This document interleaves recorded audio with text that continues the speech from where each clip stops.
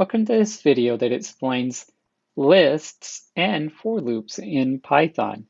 Now, a list or an array is a way to group related data together. So hopefully all these numbers are somehow related together. This is just an example, so it's just random numbers that I decided to put into a list. And I assigned it a name called numbers. Now visually we can see all of this data stored this way. We have a name numbers and we look up what it is and we see that it has a list of numbers inside of it. Now to access each number, we index it, and because we don't have a name for each individual number, instead we give them a number or an index. So the 0 index the first box, a 1 will index the second, 2 will index the third, and so on. So we have a total of 6 numbers, but our indexes start at 0 and go until 5. Now we can use the square brackets again to refer to a specific box inside of this list. So when I say numbers 3, I refer to this box right here. And if I were to add something to it, and print that out, then I would get 29 plus 10, and I'd print out 39. Now, what if I want to do something to every number in my list? Well, then I use what's called a for loop. And the way that you can read this is for each number in my list of numbers. The thing that comes after the in better be an array or list. Now, you can use those words interchangeably. In Python, they kind of refer to it more as lists. In other programming languages, they call them arrays. But whatever goes right here better be an array or list. And then up, what goes in between the for and the in is any name you want to.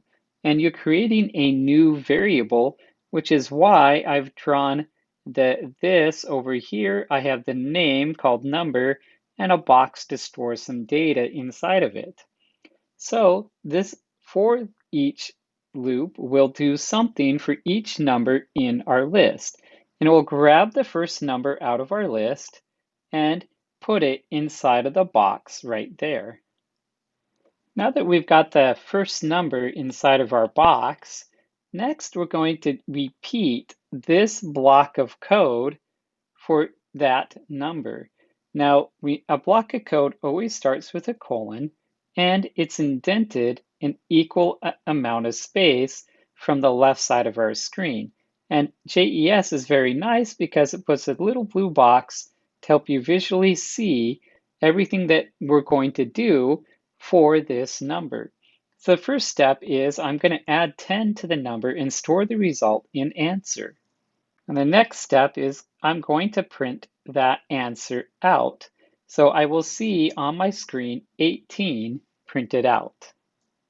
Now, after I've completed this loop for the number 8, I'm going to do it again for the next number in my list. So I'm going to copy the 2 in for number, add 10 to it to get 12 and store that in answer, and then print out 12 on the screen.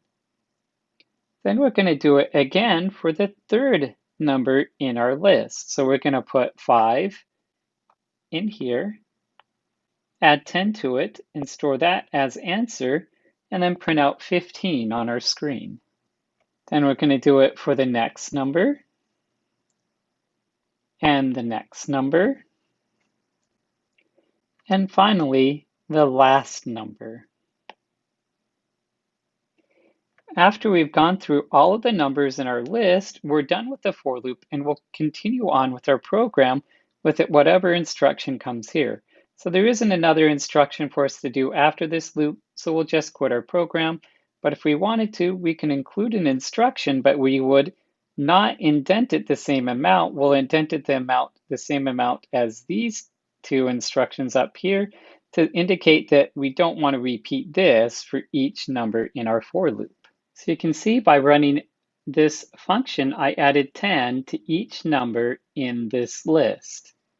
Now here's the function blackout from the previous video. We call getPixels with the picture that was given to us as input, and that gets us a list of pixels. And then we use the for each, or this for loop, for each pixel in that array of pixels. We're going to set that color to black. Now, there is a little shortcut that we can do by taking this getPixels function call and just placing it right there in our code. So there's no need to give it a name and then use that name in the for loop. We can just get that array and put it right here in our for loop.